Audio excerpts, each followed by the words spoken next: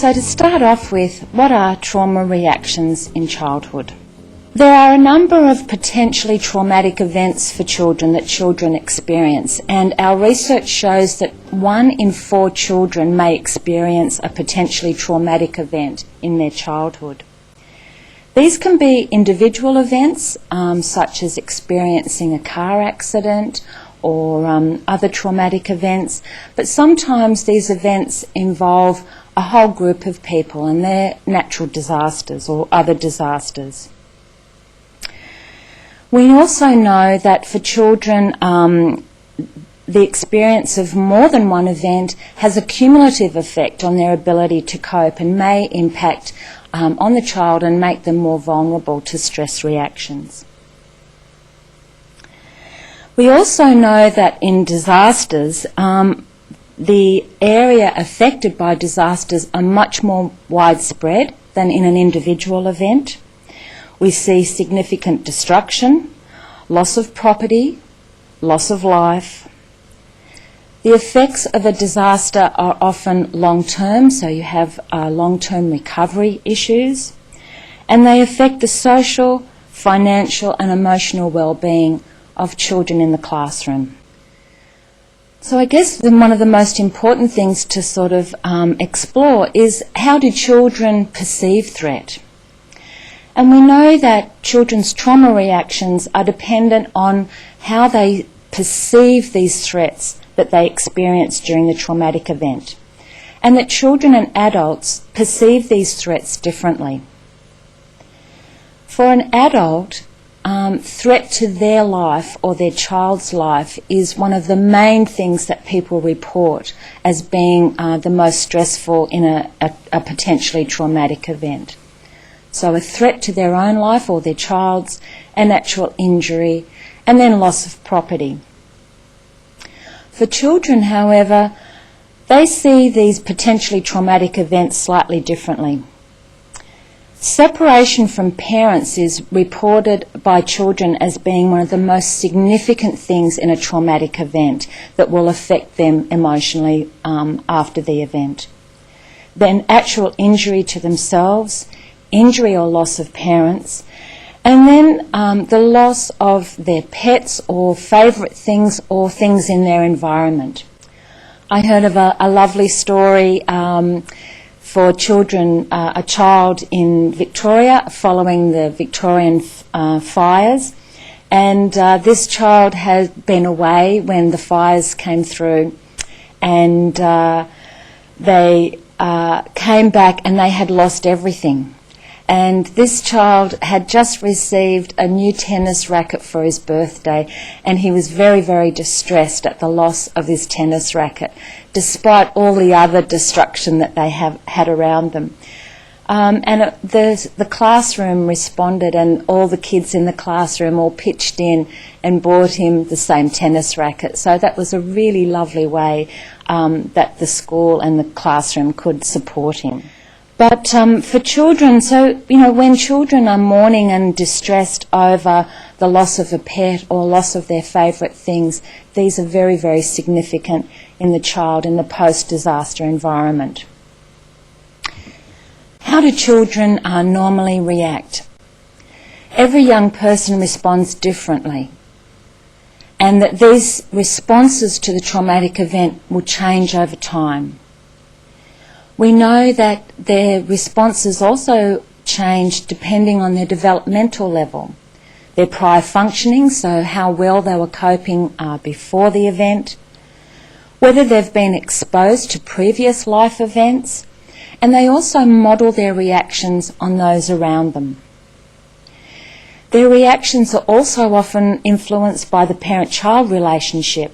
So we see that if there's a good, strong parent-child relationship, the children will cope a lot better than if that relationship isn't as stable. We also know that family circumstances and the family environment is also important for children. Research that we've done in our own unit has shown that children who experience a potentially traumatic event, often their stress levels and their ability to cope decreases over time. So we see in the immediate post-trauma environment a lowering of their ability to cope. But their functioning becomes back to normal quite quickly. So what we see is increased levels of stress reaction, and then those stress reactions decrease and level out to fairly normal over time. But what this average curve hides is that for children that we have identified different trajectories of children's emotional distress and children's level of functioning. We have found that for most children, 57% of children in the research that we did were resilient, so they didn't have too many problems. Their functioning, their stress levels declined quite quickly after the traumatic event. Another group of children we called those children who had a recovery trajectory, and that was about a third of children in our study. These children had high levels of post-traumatic stress reactions, and they declined quite quickly within 2 or 3 months and were below clinical levels quite quickly. And by the end of 3 to 6 months, they were functioning just as well as the resilient children. Another group of children we identified, which was about 1 in 10 children, had high stress levels immediately after the event, and these stress levels continued on. And this graph shows up to about 180 days, but we did the analysis out to 2 years, and these children still showed significant stress levels at the chronic level after the event. For people who are working in the clinical level, these children, these 10%, will often come in at 3 months, 6 months, 12 months, or any time after the event, and they'll still have significant stress. So what are the types of reactions that children might have after a traumatic event? Well, we see these reactions in fear and anxiety levels, in mood, in behaviour, and in physical expressions of stress. We see children expressing general anxiety and fear. So we have children who might be refusing to have a bath at night, and those children are often the children that have been through a cyclone and the family sheltered in the family bathroom during the cyclone, and then mum's wondering why she can't leave her 10-year-old in the shower for 5 minutes on their own. Some children like to ask lots and lots of questions about the event or about what's going to happen now, and that can be sometimes difficult for parents and teachers. Other children like to avoid talking about what happened. So if there's any talk about what happened, they'll leave the room, they'll get distressed, they'll start being angry. So they'll do anything that they can to avoid talking about it. We see increased clinginess and fears of separation from their loved one, from homes, from refusing to leave their pets behind. We see this in young children, but we also see it in older children as well. Young adults, for example, may want to stay at home to help with rebuilding or the recovery efforts instead of going to school, and it's a feeling that they just want to be around home. They want to be close to the familiar. Often children have bad dreams and nightmares, and we know that children will experience bad dreams and nightmares over relatively small things. Some children do a lot of repetitive play about the event. So you'll see in the classroom or the playground, children wanting to draw the event, a lot of themes coming through their drawing and their playing, and you might see them reenacting these events in the playground. For mood, we often see children withdrawn. We see them crying or feeling generally down. We see children that present with shock, and grief and sadness. And how are these stress reactions expressed behaviourally? We see some children really wanting to help, get involved, and that seems to be a really good therapeutic thing for them to do. We see them having difficulty with schoolwork, so they're refusing to sit down in the chair, they're refusing to get on with work, they're sluggish, or they're very haphazard in their ability to do their schoolwork. We see difficulties interacting with their peers and adults, so a child might ask to borrow a rubber or something, or take a rubber from another child, and all of a sudden, there's a big fight erupts in the classroom. So we see these normal difficulties that the children would cope with erupt into quite difficult behaviour. We see difficulties with everyday functioning. So some of these are the result of the trauma or the disaster, and some of these are actually the child's reaction. So some children may not be completing their homework, they forget to pack their bags, they don't bring their swimwear, so they seem to lose their ability in the short term at least to get their act together. Sometimes that may be because of the actual environment that they're in. So for children that have been through the fire or through the floods, they can't bring their homework to school because it floated away down the Brisbane River. They may not actually have swimwear. Their school swimming gear may have been lost in the fire or in the flood. We also see children feeling generally grumpy, losing their temper more often. Some of the physical manifestation of their stress reactions can be trouble concentrating and general agitation. They seem to have trouble getting to sleep, trouble waking up.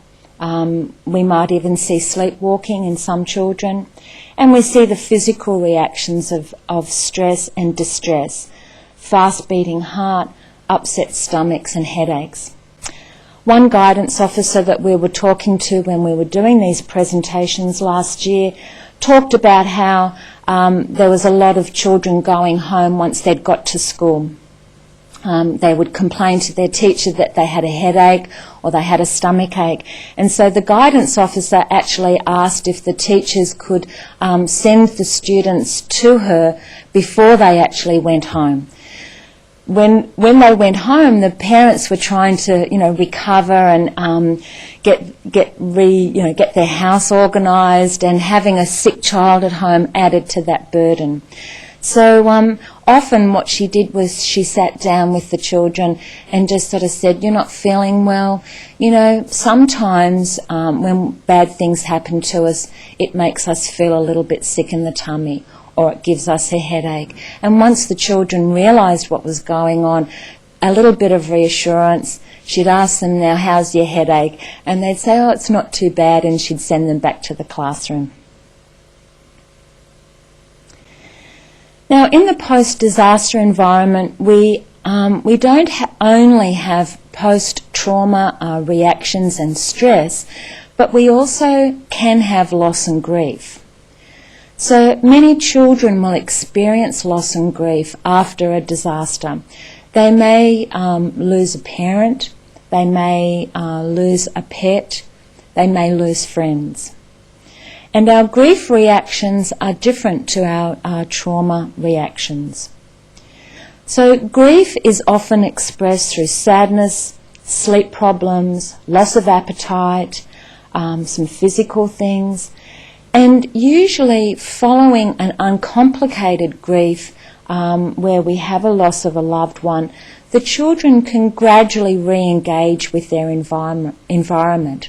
So we see that they may be distressed for a short period, and then gradually they get back to going to sport, getting back to school, being able to do their homework and to function normally again.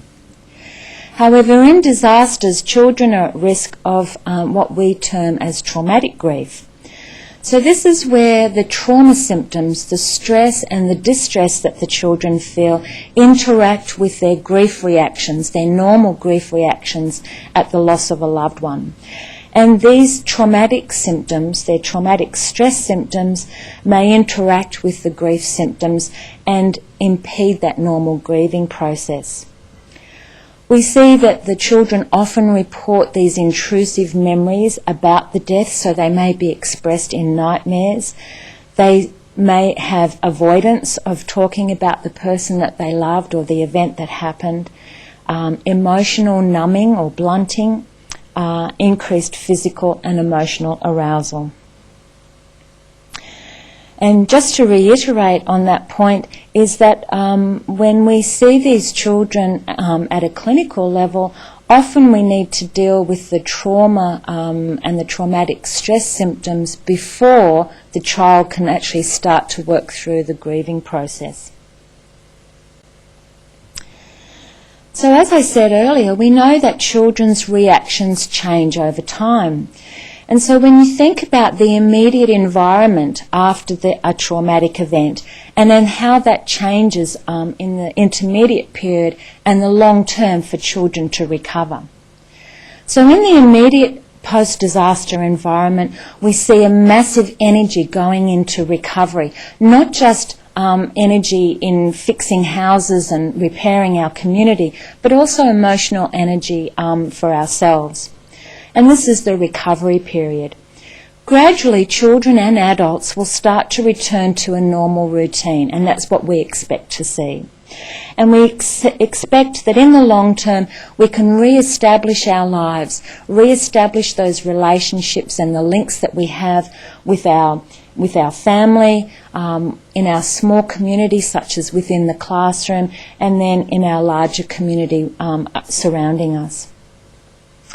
We often see transient reactions in the children. So some children may have traumatic stress reactions, the nightmares that we talked about, the behaviour problems, the mood problems. Then we, for some children that have ongoing problems, we'll see the beginning of symptoms emerging. And then over the long term, we'll see clinical level symptoms. And these children definitely need more help. So in the immediate period, we see those expressions of fear, agitation, nightmares, difficulty concentrating and that general distress. These symptoms, these immediate reactions start to change into ongoing sleep problems, a general tiredness that the children express. Interpersonal difficulties start to emerge. The difficulty sleeping changes into a general depressed mood. The clinginess may become general anxiety. We see them wanting to, declining in their school performance and increased acting out. In the long term, we see the emergence of clinical level symptoms that as psychologists we diagnose as disorders such as post-traumatic stress disorder, anxiety disorders, depression and behaviour problems and disorders. We see poor academic outcomes, and often this is many months after the disaster, so these poor academic outcomes we don't relate those back to the fact that this child went through a flood a year ago and lost everything or lost family and stuff.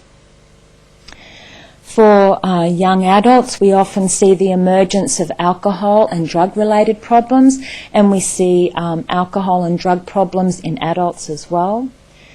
We see increased risk-taking, so there's almost this feeling that I survived whatever it was, and so I'm invincible, or my time's already up, so I'm on borrowed time, and we see these increased risk-taking. It's almost a validation that I'm still alive. We see problems with the law, and often, these problems aren't associated back to the potentially traumatic event that the child went through. Interpersonal problems and difficulties, And we see some children behaving younger than what we would expect for them. So older children, refusing to go out and interact with their peers. Younger children being very clingy, wetting the bed. So what do we do with, what types of intermediate and long-term clinical problems can we expect to see? Well, the main area that we look at, and one of the most common trauma reactions, is post-traumatic stress disorder. And we can have a look at the vodcast with Brett McDermott that explains what post-traumatic stress disorder is. A lot of people will be very interested in the type of responses children, adolescents, and even some of your teachers and friends, adults, will have after these devastating floods. Some people will have heard of something called post-traumatic stress disorder. It's very important to know a little bit about that, but also to know that many more things than PTSD will actually occur. So post-traumatic stress disorder is an anxiety condition. It often can last, if it's not well treated, for months, if not years. Its key features are twofold. One is some sort of re-experiencing phenomena, like feeling as if the floods are happening again. You might get nightmares, you might get, you might dream about the flood, you might suddenly feel as if it's all going to happen again. The other key feature is emotional avoidance and numbing. So you might feel numb, detached, you might spend a lot of your energy forcing it out of your mind. So PTSD is that kind of constellation of symptoms, but there will be many other kinds of presentations. Some people will simply feel more anxious. Okay, some people will feel more anxious in response to phenomena like on a cloudy day or if it starts to rain. Some people will actually feel phobically anxious in response to that. Some people will feel increasing depressive symptoms like lowered mood, loss of interest, loss of energy, sleep disorder, either problems getting to sleep or waking up early, or feeling kind of a degree of agitation. In fact, after disasters, the whole gamut of emotional symptoms can be seen. There will be people that will be angry, and that will be the way that they show their emotional distress. And sometimes people get regressed. They act like they were much, much younger. A child could start sucking their thumb again, or wet their bed, or be clingy to their parent. After disasters, I've even seen, parents talk in a baby-like voice. So the slightly confusing thing, and we'll be giving lots of fact sheets and tip sheets for people to work this out, is there's lots of different presentations after a natural disaster. We also see the emergence of anxiety disorders such as separation anxiety, generalised anxiety, so just heightened anxiety without any focus. The emergence of specific phobias, so it might be that they're refusing to go into the bath. They might have more phobias about storms and lightning. We might see phobias that are completely unrelated to the disaster, like fear of strangers or the boogeyman under the bed, and increased social anxiety. We also see the emergence of depression and other mood disorders. We see externalising difficulties such as oppositional defiant disorder, ODD, conduct disorder. We often see a decline in academic performance, and we see increases in substance use and abuse. Now, there's a number of factors that influence how children will recover. And we've divided those into the pre-trauma environment, those factors that are actually related to their experience of the trauma, and then the things that happen to them after the event. So we know that children with emotional and behavioural difficulties are more likely to experience problems after the event. We know that those children that have pre-existing family stresses like conflict in the family, or the family's going through divorce, or dad's just lost his job, these pre-existing family stresses will also impact on how the child will cope. And we also know that prior exposure to traumatic events can make children more vulnerable. In the trauma-related environment, so what happens to the child during the trauma, we know that if the child had a threat to their life, or if they had an actual injury, or if they witnessed something happening to their parents or someone that they love, then they're more likely to have poor reactions following their experiences. We know from research in the United States that children who are separated from parents often have poor outcomes. And so when you think about getting the child away from this traumatic, potentially traumatic event, if a cyclone is coming and the parents send the children away, often that can be more threatening for children. We know that if they have to leave their home and then they go to, evacuation centres, often if they have to go through that a number of times, that's more traumatising for children. We know that if children see their parents as being highly distressed as well, that can impact on how the children cope and how abruptly the event occurs for the child. So if it happens and there's no warning, then often that can predict worse outcomes for our children. When we did this presentation up in far north Queensland, they expressed how traumatic it was to sit there for 3 days waiting and not knowing whether the cyclone Yasi was going to head their way, and being prepared and being in this heightened sense of anxiety for 3 days before the event. And that was quite traumatising for families. Some of the factors that influence children's recovery in the post-trauma environment are some of the changes that happen. So if a parent has to go away to work, for example, we saw a lot of families where dad had to go away to work after the Victorian fires because it wiped out so many communities and small businesses. The parental mental health problems, so if a mum or dad is suffering from their own distress or depression, that can impact on how the child copes. Parent-child relationship difficulties, so we can see in the post-trauma environment there's a lot of stress on parents, and often that impacts on how well the parent-child are reacting to each other. Ongoing family stresses, not knowing where they're going to live, not having the family's resources, losing their sense of community, so their best friend that lived next door has now moved away. These ongoing family and environmental stresses will also impact on how well the children go. And we also see things on vicarious traumatisation, so children who sit for hours and hours watching the flood unfolding on TV can be re-traumatised by their experiences. Okay, that's the end of that section. So